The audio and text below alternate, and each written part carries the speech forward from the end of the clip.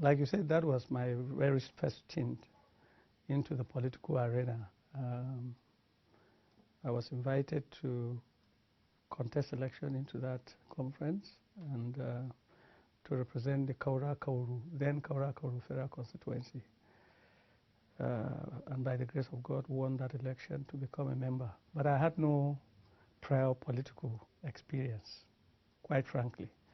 But all I knew from simple English language was that I was elected as a delegate to the conference. And delegation, I think I understood clearly enough what being delegated to participate in an assignment meant. And so, and one of the things I realized since then, without anybody having to tell me, is that having been delegated by a group of people to represent them, I needed to continually keep in touch with them. And I think it is on record that I held a number of constituency briefings.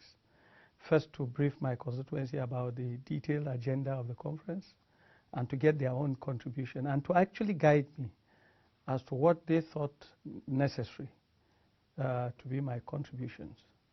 So in spite of the fact that I just was doing that, like I said, based on what I considered relevant, but it turned out to be something I discovered later was needed on a continuous basis by everybody who is elected.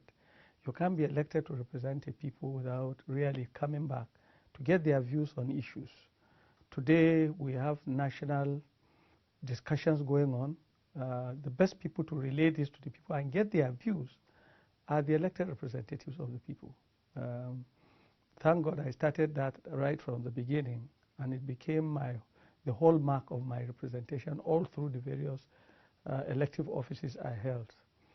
I always needed to have a very comprehensive constituency office consisting of a hall and offices and so on, where I come back frequently to discuss with the people and get their views on issues. That is one. Secondly, I also realized then in that conference, the conference was made up of very, very prominent Nigerians, by far, far, far ahead of me in terms of experience and age. People like Dr. Alex Ekweme, the former vice president to Shehu Shagari, General Yaradua,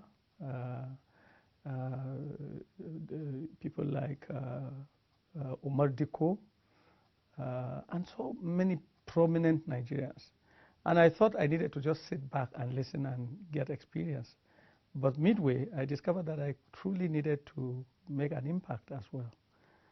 This is because I also discovered then that Nigerians, no matter how prominent, in quotes, they are, their vision differs, one person from another. In that conference, for some people, there was always this need to get in touch with the head of state, Sani Abacha, in the villa,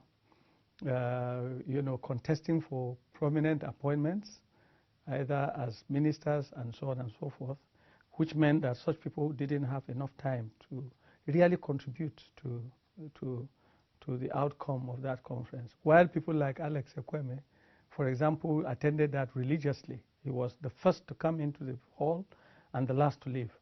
And he made contributions to almost every provision of the Nigerian Constitution that was being discussed, either in its context, in its provisions, and so on. He, for example, came up with the 6 geopolitical zones. It was his arrangement, and so on and so forth. So I saw commitment, and I also saw, I'm sorry to say, inadequate commitment on the part of some Nigerians. And that has remained the case in Nigerian polity. You find people who are less committed to what they ought to do. And what I did, therefore, was that I chose to relate very closely with Alex Ekweme in that conference, very closely. And I learned a lot from him. And it shaped my opinion also in the way I related in my political outings, all things from there. There are quite a number of lessons that I learned. When I discovered that there were openings where I can come in and make my contributions. For example, the idea of getting Abacha to accept to leave the stage was not something every Nigerian in that conference was prepared to discuss. I remember Barnabas Gemade, who was the chairman of the transition committee in which I participated, when I came up with the idea very strongly that we should not give him a blank check, that we should give him a terminal date.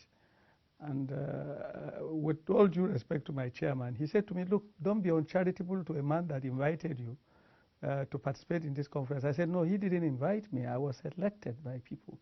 And I think from my consultation, this is the opinion, because the Nigerian military government was becoming, Nigeria was becoming a pariah nation because of continued military rule. And there was the need to, not to hurry them away out of office, but to graciously and, you know, with full respect, give a terminal date for which we will plan a glamorous exit of the military. And I suggested, and by the grace of God, that got the acceptance of the conference in plenary, that 2 years was given as a terminal date, even though God brought in an earlier terminal date by the death of the unexpected death of the then head of state, General Sani Abacha. So I was intimidated, but I realized midway that I could make contributions, and I did.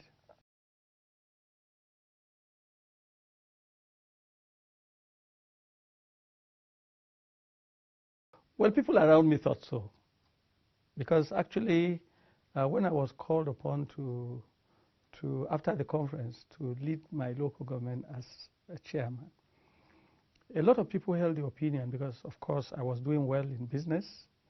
I had a flourishing business. I was young, but I was doing well as a practicing architect. And for some people, going into local government as a chairman was a job for the jobless, for people who didn't have anything to do, people who are not rich, people who didn't have money. And, you know, to get it was a meal ticket, you know, being a local government chairman. And they also didn't have high regards for the local government as a tier of government.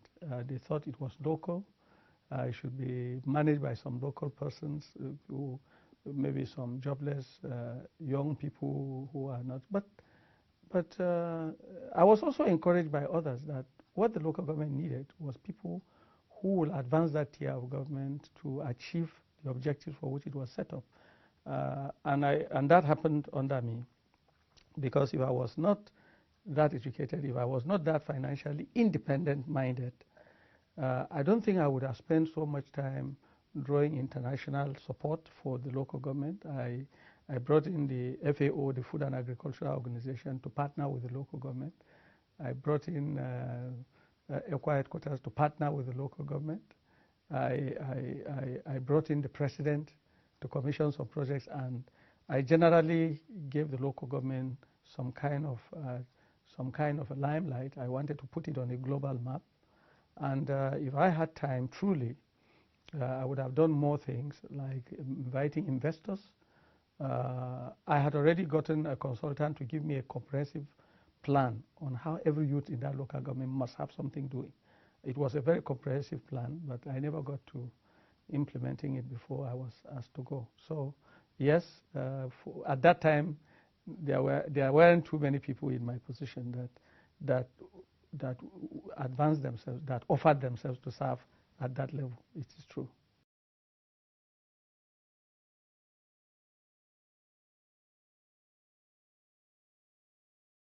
I was the first to sponsor the bill for the autonomy of local government, both financial and administrative. Maybe because not only had I been part of drafting the Constitution, but I had also served as a local government chairman, and I knew how much more I could have done if I was operating autonomously, you know. Of course, that can be abused, like the arguments of those that are against local government autonomy.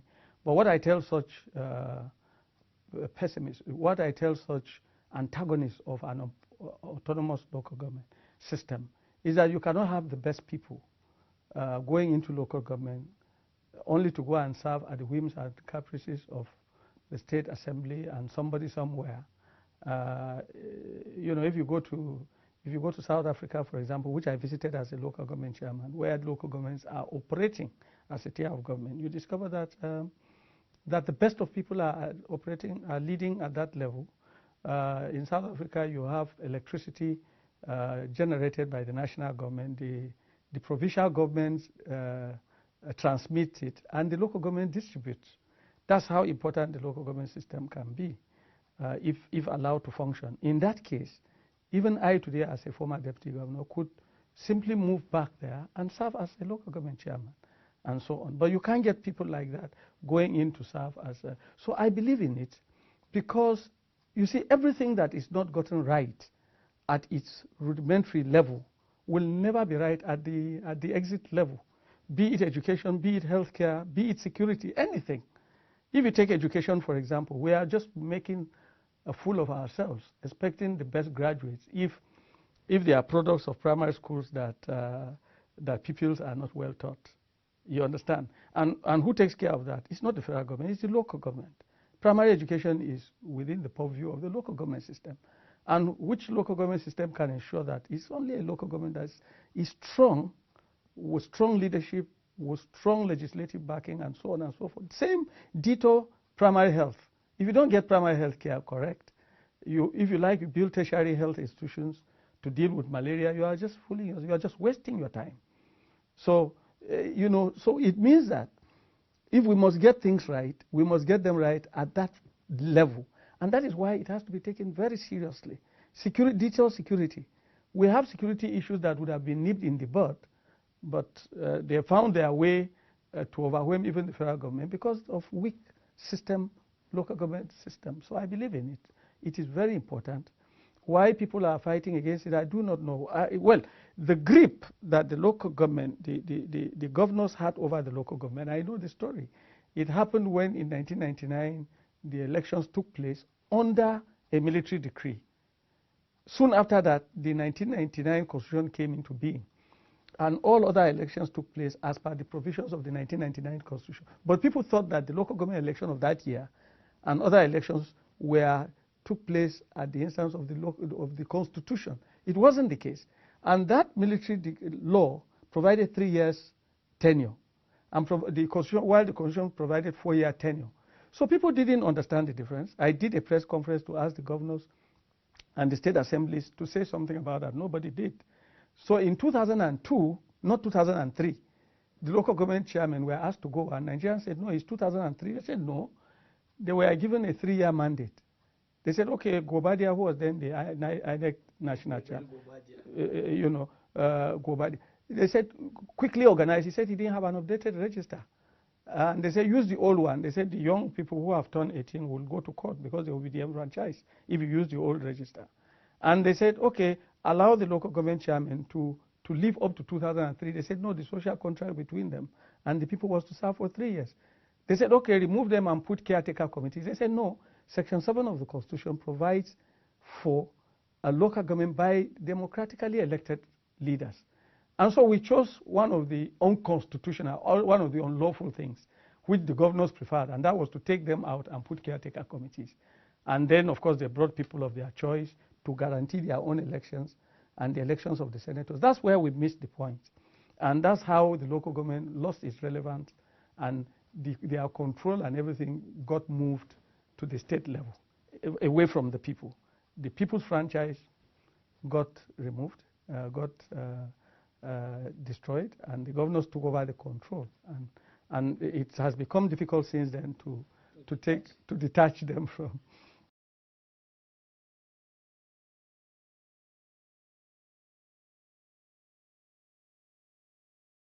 They are very useful as pressure groups. If you look at, they are very useful. They can constitute themselves into a pressure group to ensure that their elected representatives do the needful. And that's their limit. They can, of course, they can go further rudimentarily to organize their communities towards self-help programs and so on and so forth. But politically, beyond giving pressure to their elected representatives, they have no role under our democracy because they are unknown to law, they are unknown to the Constitution. But my experience over the years is that even though in all their constitutions, whether it's SOCAP, whether it's Marwa, these development associations and some of these unions, the first thing is that they are non-political. But what I've come to know very painfully is that some of them have abandoned that provision of their own constitution and have become political, to the extent that they forget that they are unknown to the constitution, and they forget the role of their elected representatives and attempt to take over. This has stunted growth and has brought sharp divisions unnecessarily. And I keep telling everyone, and who bothers to listen to me, that they have no role. They cannot take the responsibility of elected representatives. Okay. But they are useful as a pressure group. If you look at the Afenifere of this world, maybe because of their level of education, they don't confront government directly, but they confront government through their elected representatives. And their elected representatives understand that, and they always come back to report, their activities in government and get sometimes corrected by their leaders. That's the way it should be.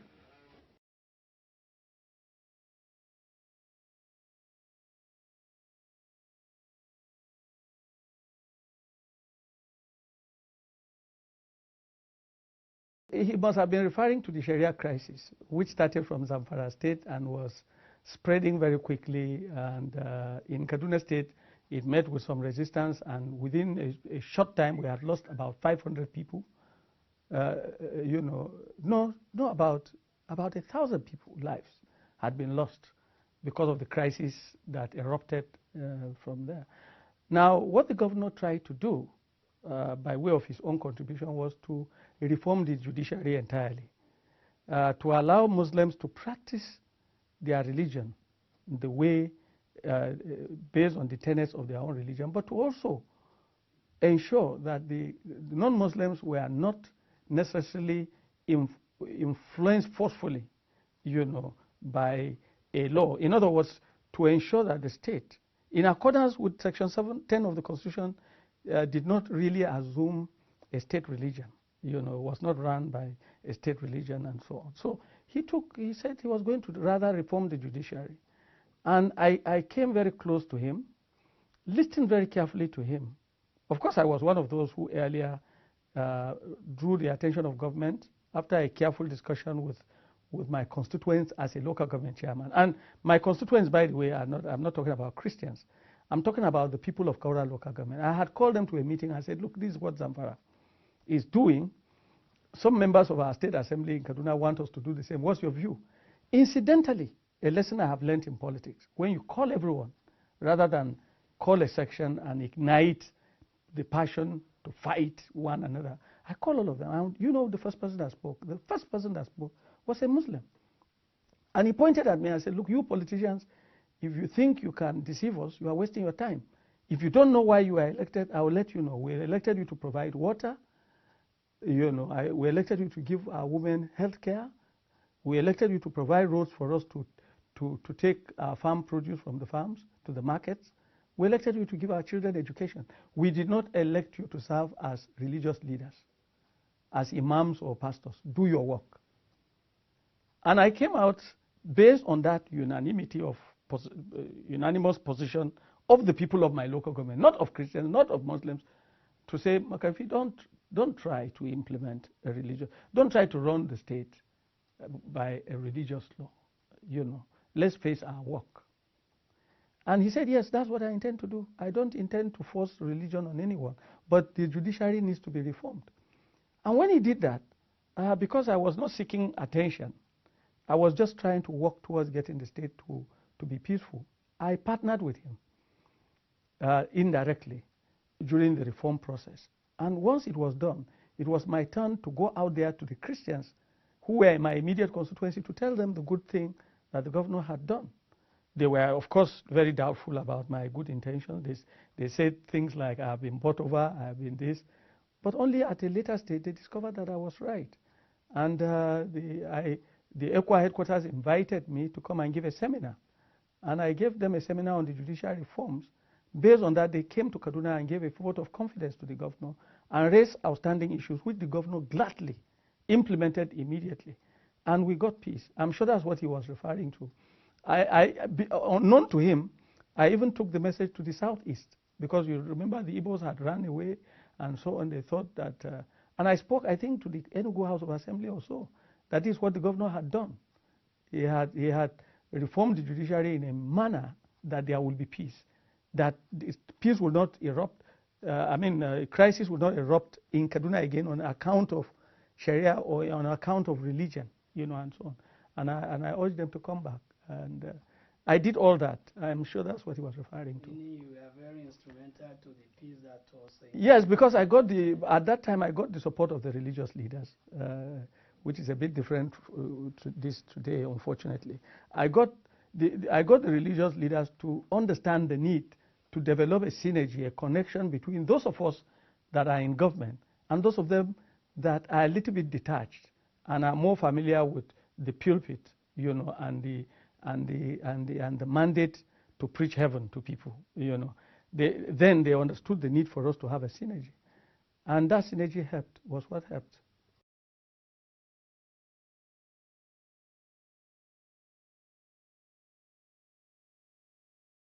Religion in politics is supposed to provide the moral compass for those in politics. Because if you look at the provisions in Constitution, be it the Quran or the Bible, even though I don't know much about the Quran, but I believe that the provisions in the Quran provide for something that is similar to good tenets in democracy. In other words, you find that our Constitution and our oath of public office, oath of office for public officers, which we swear to either by the Quran or by the Bible, instructs on the need to be fair to people, to take care of the weak, to take care of the poor, to ensure the sanctity of life. That is very religious, isn't it? So what I expect religion to do is to keep us in focus, those of us in government, just when we are derailing, to keep us in focus, to live by our oath of office. Beyond that, once religion begins to take the form of partisanship, then it becomes more of a destructive force in our effort to build a nation than a constructive force, which is what I have seen in the recent past, where religious leaders sometimes appear to take the position of political parties, where, even though the political parties are there to defend themselves, but religious leaders attempt to defend political parties. And rather than to simply design a code of conduct for people in politics that will guide them. I have not seen that. Then at the leadership level of CAN and JNI, I'm sorry to say, but with a huge sense of responsibility, they go beyond their usefulness. Because for me, what is most important is for them to ensure that every government can guarantee freedom of religion, religious practice. And once that happens, every religious group should go and continue with her advocacy for their religious beliefs.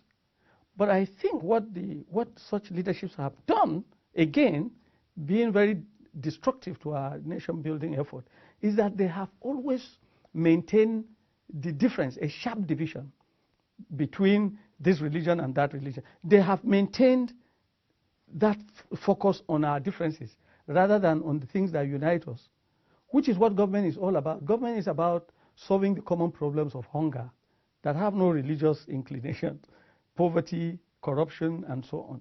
So I believe that, yes, religion has a huge role. And your role doesn't have to be big to be important. Once they can just keep reminding the politicians to be honest, to be God-fearing, because from that moment they are seen carrying the holy books on the pulpit to take an oath. The religious leaders should keep reminding them. The religious leaders themselves should be familiar with the contents of that oath, and they should now be that moral compass that will keep them in check, politicians in check, to live by their oath of office.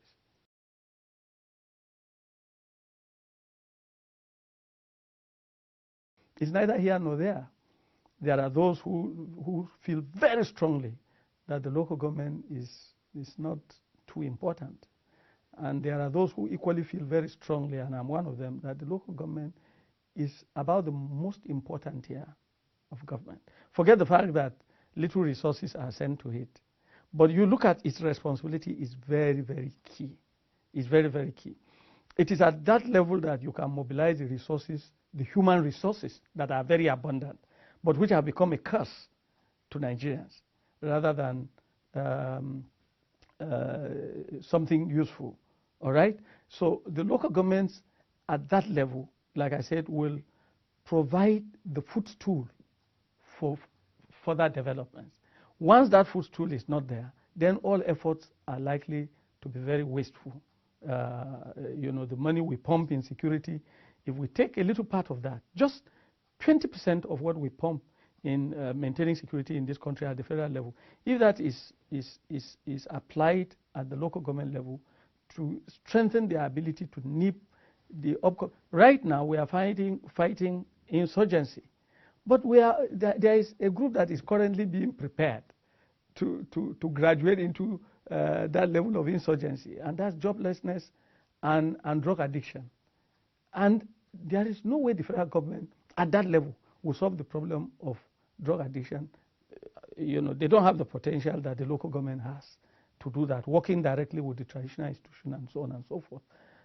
So I think the local government is extremely important. The Constitution has not been very helpful.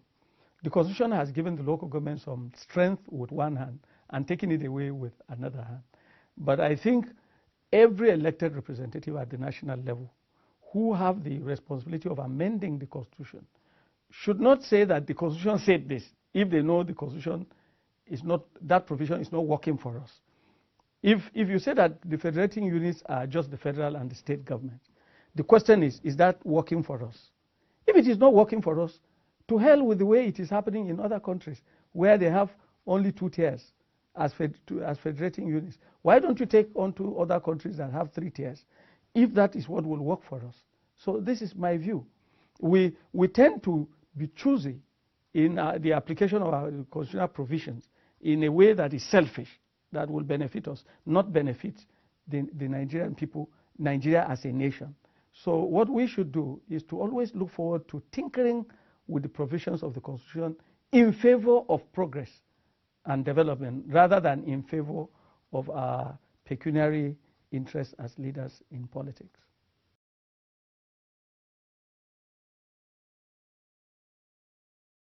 When I was the state chairman of the party, each candidate that came to purchase their forms, to express their intention to contest by buying the forms, I made a speech, and the speech was the same for everyone, including the present governor, who bought his forms under me, and then I became his deputy later. I told them that, look, we are going to remain the custodians of the party manifesto, upon which your election, your campaigns will be predicated, and upon which, hopefully, the Kaduna State people will accept to elect our party, elect you on the platform of our party. And it will be our responsibility to keep you in check of those provisions, of those promises that were made in the campaigns, because the party leads on the campaigns. The party is the one actually, by far more than the candidate himself, that tells the electorate, look, our party will provide you with this. We are going to use this candidate who is forthright, of course, the party will sell the candidate, but they will first of all sell the agenda of the party. And so if the party, after elections, remain very focal, very instrumental, very constructive, and in very serious control of the activities of the elected representatives, we will have progress. In other words, it's the responsibility of the party to arrange for constituency briefing for the governor and the elected representatives, to create the necessary platform for the elected representatives to come and brief the people. And when they keep doing this under the leadership of the party, they will always remember that there is a day of reckoning when they will have to come and report to the people on their stewardship and so on and so on. This is the party that has the responsibility to do that. But again, of course, unfortunately, that cannot happen if the quality of leaders at the party level is not high enough. And that's why at a stage I recommended that all those of us that had the privilege of leading the party, the APC, to winning the election, to taking off the PDP after 16 years, once we are all provided with some alternative, like I had become the deputy governor. The secretary had become a commissioner, and at one time became the chief of staff. I had hoped that everyone would get a job either at the local government level, and then we now amend our constitution to raise the bar for the entry points of leaders into the political party, even though I knew that that was going to be met with stiff resistance. But we need a party that has strong leaders, that understand the constitution, that understand the manifesto, and take ownership and ensure that that is, and only that, is driving governance, once the elections are won.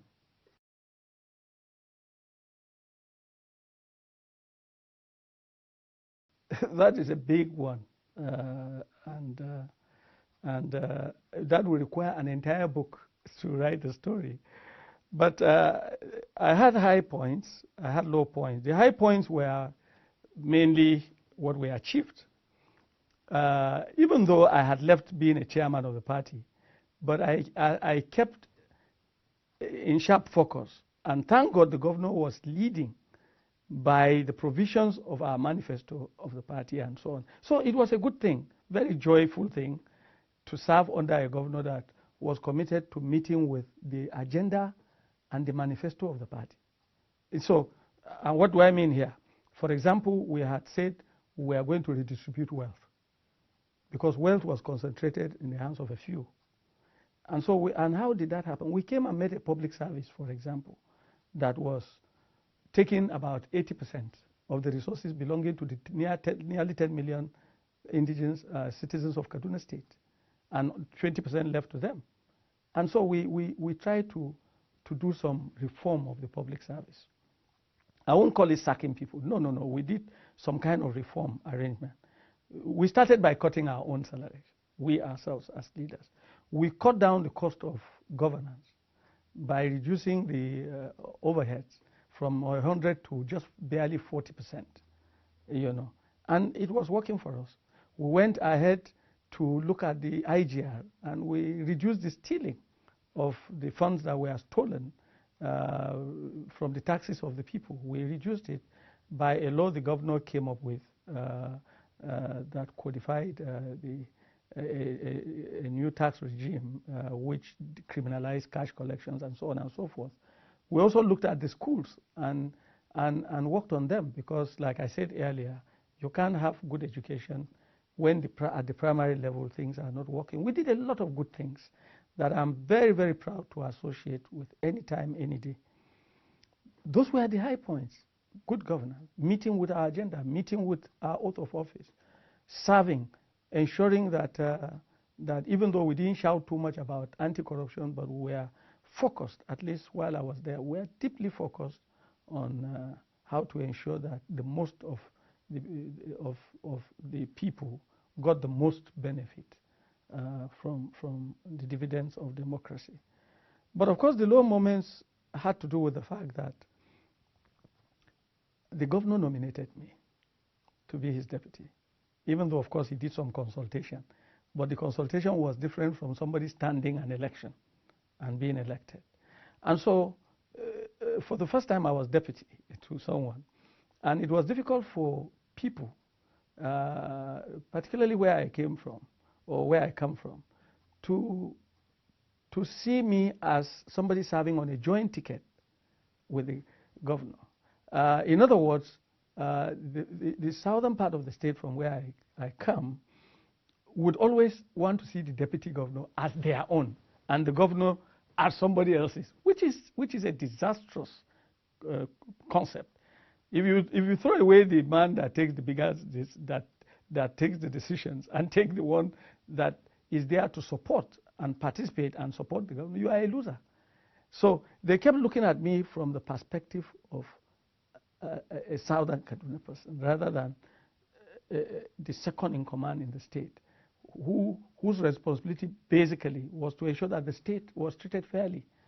What they should look for from their elected representatives was what they were looking for from me. And as a matter of fact, unfortunately, their own concept and understanding of good representation is to see some little bit of friction between me as a deputy governor to my governor.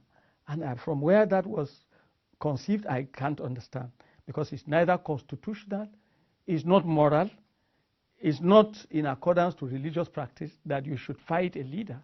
So I didn't quite understand this idea. But incidentally, I'm not the first person that faced that. I remember when Stephen Shakari was deputy governor, His Excellency, I went to his house one evening, and he said to me, architect, you know, something is wrong with the way our people perceive me. I said, what happened? They said that I'm not fighting McCarthy and so on. So I think it's something that this is not an opinion held by everybody, but it's held by a sizable number of people. And so my actions were always viewed within the prism of that sectional, that divisive. So while I was trying to remain a leader that was flowing seamlessly with government in order to be able to seamlessly attract development to my people, people wanted to see some kind of a fracas, some kind of discontentment, some kind of crisis between us, which of course will naturally also lead to an inability to attract projects to the people who thought I should do that. And these were very difficult moments. It's difficult to say it in a very brief interview, but this remained the case. And sometimes people considered me a sellout. It was the most painful thing. And it was so painful that at a stage, I walked to the governor and asked to resign, and which he refused the first time. But 6 months later, I went back and asked for the same thing. And again, he refused. And the third time, I went in to say I was asking to be allowed to go and contest for Senate, even though I was fully aware that the sentiments of religion and ethnicity that has pitched the APC in the area as something not their own was not going to give me the mandate. And that exactly was what happened, as I expected. I was told that, yes, you had good pedigree, but you are in the wrong party. And I pray to God that I will get over this perception, over time.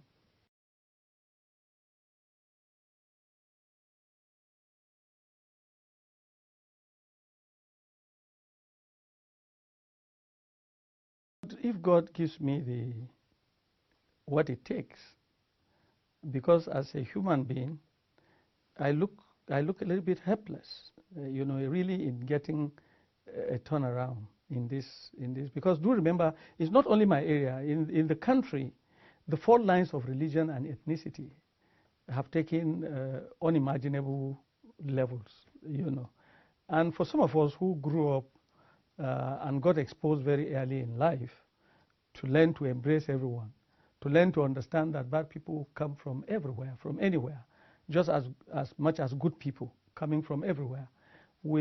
I have learned over the years, since from childhood, to embrace the humanity rather than ethnicity and so on and so forth, particularly in political practice.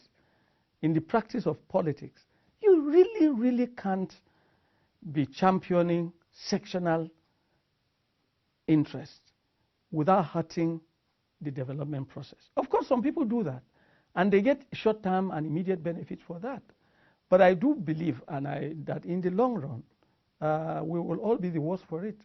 We must learn to see ourselves as members of the same humanity and so on, and choose to work on the common things that afflict us, the problems of disease, the problems of poverty, the problems of unemployment and so on. Work towards all this in the interest of everyone, rather than, first of all, create divisions which do not allow for the bridges that are required to for people to flow in and look for solutions, common solutions to common problems.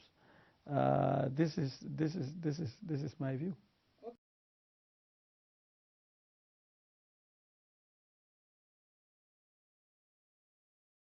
I can only hope for an end to it. Even though I cannot quite see it, but I'm hopeful that it does exist, that there will be an end. But for now, part of the problem is what I said earlier. Nigerian leaders the idiosyncrasies of the various political leaders, which they carry into the political arena, are such that will not allow for quick solutions to these problems.